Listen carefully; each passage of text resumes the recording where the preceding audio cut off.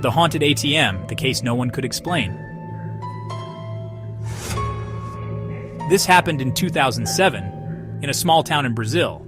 At first, no one thought much of it. A simple malfunction, maybe a system glitch. But then, people started dying.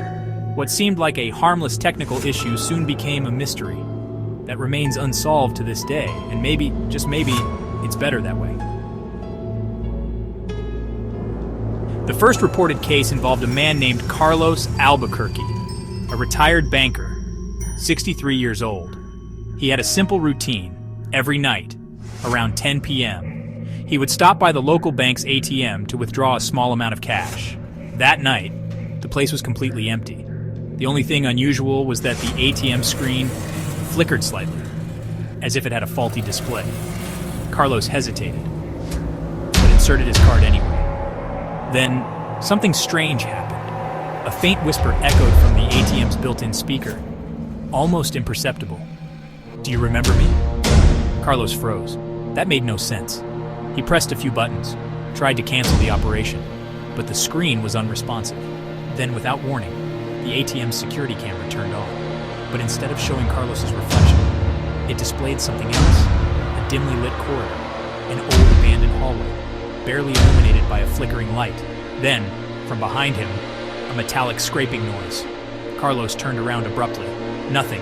The ATM, the street, everything was as it should be. But he could feel something, an overwhelming sensation that someone was standing just inches away, not daring to turn around again. He yanked his card from the machine and left it. That same night, Carlos suffered a fatal heart attack at home.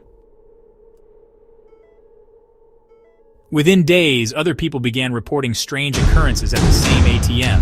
Users claimed that when withdrawing money, the screen would display unsettling messages, whispering, "I can see you," whispering, "Don't you recognize me?"